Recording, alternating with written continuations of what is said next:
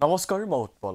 ধৰি লওক আপোনাৰ এটুকুৰা মাটি কাখৰ মাটি টুকুৰাৰ গৰাকীয়ে নিজৰ বুলি দাবী কৰিলে আপোনাৰ মাটি টুকুৰা বিবদমান মাটি ৰূপে চিহ্নিত হ'ল তাৰ পাছত আলোচনা চলিল আপোনাৰ গাঁৱৰ মুৰব্বীজনে বিবাদ নিষ্পত্তি কৰিবলৈ আপোনাৰ মাটি টুকুৰা সমানে দুভাগ কৰি সমানে ভগাই পেলালে হেয়া আপোনাৰ ক্ষেত্ৰত ন্যায় হ'লনে মণিপুৰ ত্ৰিপুৰা আৰু ছিকিমৰ বাহিৰে উত্তৰ পূৰ্বাঞ্চলৰ আন কেউখন ৰাজ্যৰে মাতৃ ৰাজ্য অসম ভাৰতৰ স্বাধীনতাৰ সময়ত বৰ্তমানৰ নাগালেণ্ড মিজোৰাম মেঘালয় আৰু অৰুণাচল প্ৰদেশ ৰাজ্যকেইখন অসমৰ ভিতৰত আছিল পৰৱৰ্তী সময়ত এখন পূৰ্ণাংগ ৰাজ্যৰূপে গঢ়ি উঠে এই ৰাজ্যকেইখন অসমৰ পৰা ফালিনি এই ৰাজ্যসমূহ গঠন কৰা সংসদীয় আইনসমূহৰ মাতৃ ৰাজ্য অসমৰ হৈতে এইসমূহ ৰাজ্যৰ আন্তঃৰাজ্যিক সীমাৰেখা স্পষ্টভাৱে নিৰ্ধাৰণ কৰি দিয়া হৈছিল কিন্তু পৰৱৰ্তী কালত এই নৱজাত ৰাজ্যকেইখনে অসমৰ অধিক অঞ্চল দাবী কৰিবলৈ ধৰে এই দাবীসমূহ উত্থাপিত হৈছিল কিছুমান তথাকথিত পৰম্পৰাৰ ভিত্তিত যিবোৰৰ ব্যাখ্যা দিয়াটো কঠিন আছিল ভাৰত চৰকাৰে 1971 চনত ভাৰতীয় আইন আয়োগৰ তদানীন্তন অধ্যক্ষ কে সুন্দৰমক কেন্দ্ৰীয় গৃহ মন্ত্ৰালয়ৰ উপদেষ্টা ৰূপে লৈ নাগালেণ্ড চৰকাৰৰ সীমা সম্বন্ধীয় দাবীসমূহ পৰীক্ষা কৰাৰ বাবে সুন্দৰম কমিটি গঠন কৰিছিল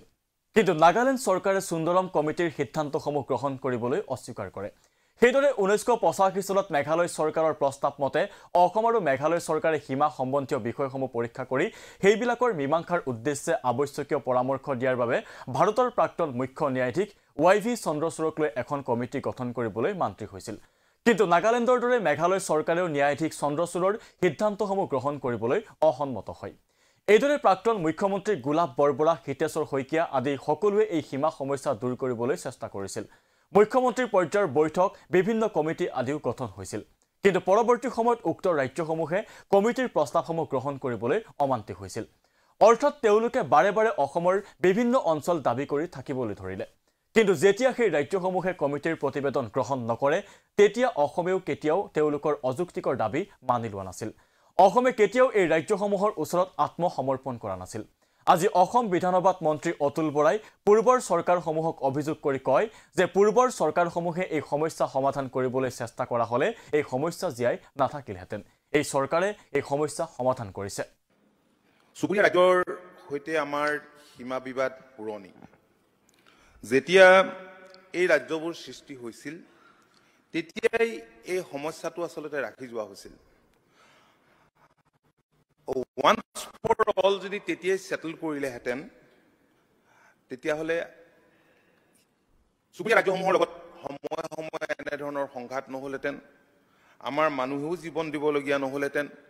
আৰু সেই অঞ্চলবিলাকত ডেভেলপমেণ্ট পূৰ্ণ গতিত চলিলেহেঁতেন ডক্টৰ হিমন্ত বিশ্ব শৰ্মা ডাঙৰীয়া ৰাজ্যখনৰ মুখ্যমন্ত্ৰী হোৱাৰ পাছত মাননীয় মুখ্যমন্ত্ৰীগৰাকীয়ে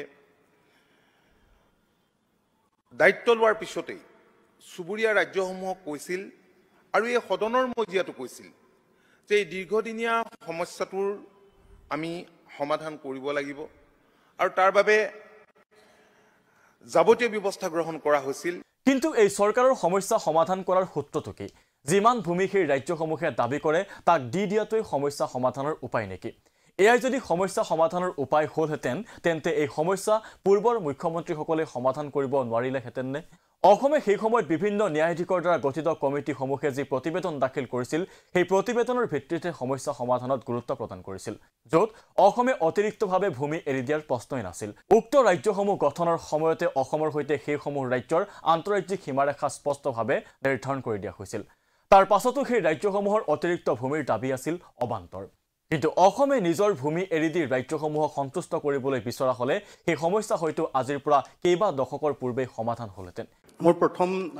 সাপ্লিমেণ্টাৰী কুৱেশ্যনটো হ'ল অধ্যক্ষ ডাঙৰীয়া যে অসম বিধানসভাত বাৰম্বাৰ অসমৰ সীমান্ত মন্ত্ৰী ডাঙৰীয়াই সীমান্ত সুৰক্ষা আৰু উন্নয়ন বিভাগৰ মন্ত্ৰী ডাঙৰীয়াই কৈ আছে যে অসমৰ মাটি মেঘালয়ে ৩,৪৪১.৮৬০১ হেক্টৰ মাটি দখল কৰি আছে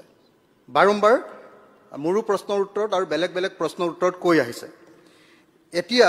ইয়াত যেতিয়া উত্তৰ দিছে আজিৰ দিনটোত যেতিয়া উত্তৰ দিছে ইয়াত মেঘালয়ে আমাৰ অসমৰ সাংবিধানিক সীমাৰ ভিতৰত কিমান মাটি পালে সেই প্ৰশ্নটোৰ মই উত্তৰ পালো কিন্তু মেঘালয়ৰ সাংবিধানিক সীমাৰ পৰা আমি কিমান মাটি পালো সেই প্ৰশ্নটোৰ ইয়াত উত্তৰ নাই তাৰ মানে আমাৰ মাটি ইমান দিন ধৰি দখল কৰি আছিলে, আমাৰ মাটি বেদখল কৰি আছিলে, সেই বেদখল কৰি থকা মাটিখিনিকে এতিয়া অসমৰ মাটিখিনিকে এতিয়া দুভাগ কৰি আধা মেঘালয়ক দিলে আৰু অসমক আধা দিলে, আৰু সেইটোকে আমি অসমে পোৱা বুলি ক'লো নেকি? তাৰমানে আমাৰ অসমৰ মাটি মেঘালয়ক পুৰা দি দিছোঁ। অৰুণাচল প্ৰদেশক আমি অসমৰ মাটি, ইয়াতে লিখি থোৱা আছে যে অৰুণাচল প্ৰদেশে অসমৰ মাটি 16,144.00117 হেক্টৰ মাটি দখল কৰি আছে।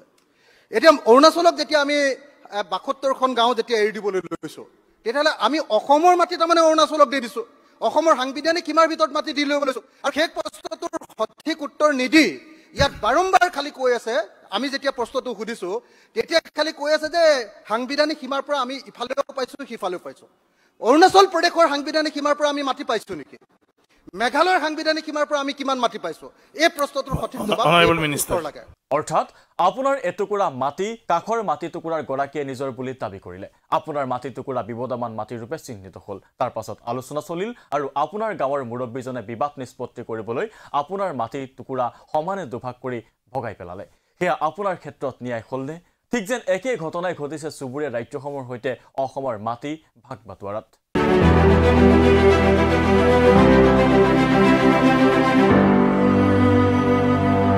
UPSC, APSC, SSC বা অন্যান্য কম্পিটিটিভ এক্সামৰ বাবে এতিয়াৰে পৰা